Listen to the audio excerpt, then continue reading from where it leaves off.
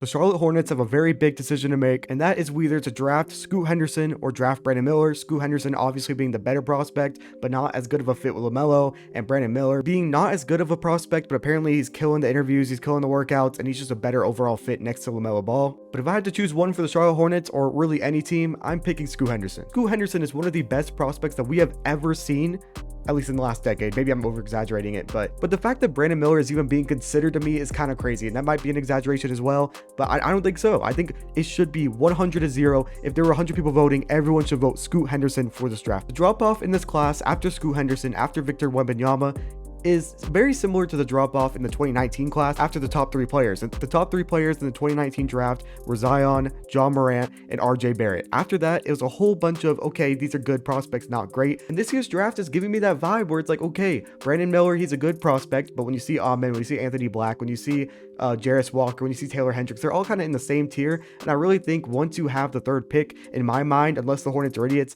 it's a huge drop-off. And don't get me wrong, Brandon Miller is a good prospect, but like, he doesn't, in my eyes, he doesn't have all-star potential. And these Paul George comparisons are just really lazy because he's really not that explosive. He doesn't have that good of a handle. And I mean, people are, I'm not saying he literally can't handle the ball, but it's just people are acting like he has a Paul George type handle, and really it's more of a Jaylen Brown inconsistent turnover kind of handle. It's a 6'9" forward with elite shooting, decent defense, good defense, and decent handles.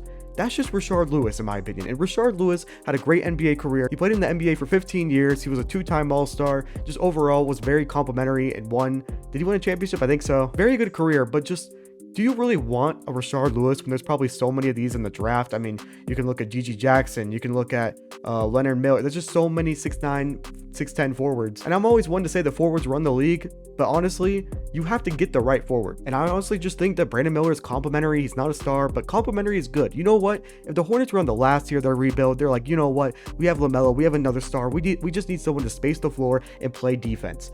Brandon Miller would be probably, yes, I would take him at 2, but the Hornets are not in that situation. And the fact that the owner or the GM or whoever it was in the Hornets front office that said that we are in the position to draft for position over talent, that's crazy to me. When we talk about young talent on the Hornets roster, there's LaMelo, obviously. And then after that, okay, Mark Williams, Bryce McGowan's, James Bouknight, like these really aren't even guys that you should be building around outside of LaMelo, obviously. And just, you can't depend on Terry Rozier, Gordon Hayward. You don't even know if PJ Washington's coming back. You don't know if Kelly Oubre is coming back. What do you have that says that you should be drafting for a position? So let's get on the Scoot. The misconception of the LaMelo Ball and the Scoot Henderson quote-unquote misfit is kind of bizarre to me. And I mean, let's just start with defense, right?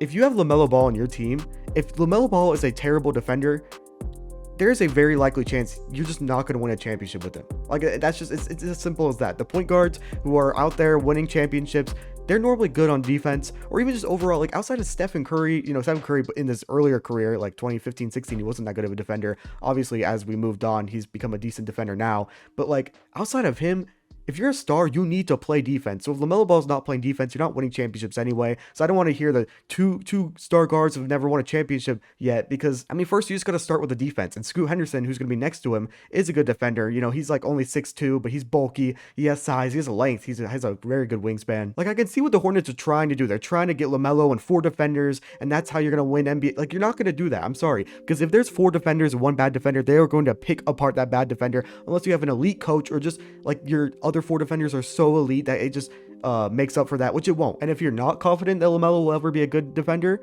then what's the point of even drafting for position? Just draft for talent. Maybe Scoot Henderson's better than LaMelo, and maybe you can get something for LaMelo. I'm not saying that he won't be, a superstar. I actually think he will improve on defense. I think it will be a very good fit, and maybe Scoot Henderson is the defender you're looking for. Now, I've been a guy who has advocated for the fact that your best player cannot be a point guard. I mean, so far, it's really worked out outside of the name Stephen Curry. You look at Kyle Lowry, look at Rondo in 20, Drew Holiday in 21.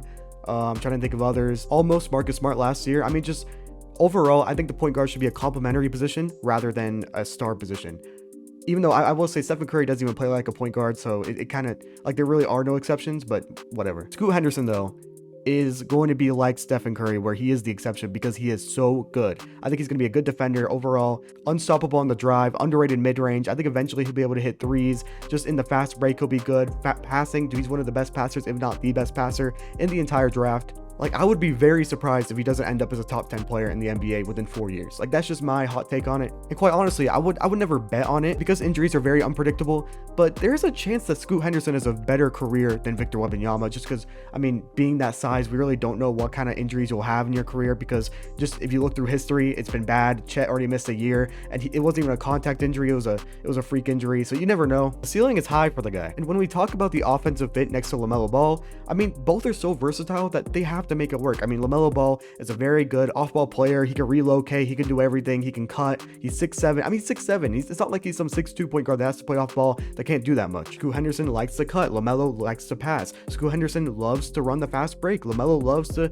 throw outlets on the fast break. I mean, it's just so, in my head, they are actually complementary. It's not a misfit at all. I mean, I don't care what the percentages say. LaMelo Ball is a sharpshooter, and maybe he is not shooting 40%, but he is being guarded like one of the top 5 top shooters in the league. I mean, Steve Clifford, I haven't agreed with a lot of things that he did this year, or last year, I should say, but Steve Clifford's a good coach. I feel like he could make it work if anybody could, and I feel like under him, Scoot and LaMelo will be able to play on ball and off ball, and honestly, that's the best backcourt offensively in the entire league. But now, if you've made it this deep into the video, I'm gonna give you my honest opinion, because I wanted to make a title saying that Scoot Henderson should be drafted to the Hornets, and if they keep the pick, I do want them to draft Scoot Henderson, but I don't want them to keep the pick. I honestly believe this Hornets roster has no talent outside of LaMelo Ball, and there are a lot of teams that will be willing to give up assets for this number 2 pick. I mean, it's Scoot Henderson. The Jazz would love him. The Magic would love him. The Wizards would love him. There's so many teams that need a future point guard. Maybe even the Pelicans. You can give up one of the top, you could get either Zion or BI. You never know. Now, trading picks right next to each other never works. So I'm not even going to mention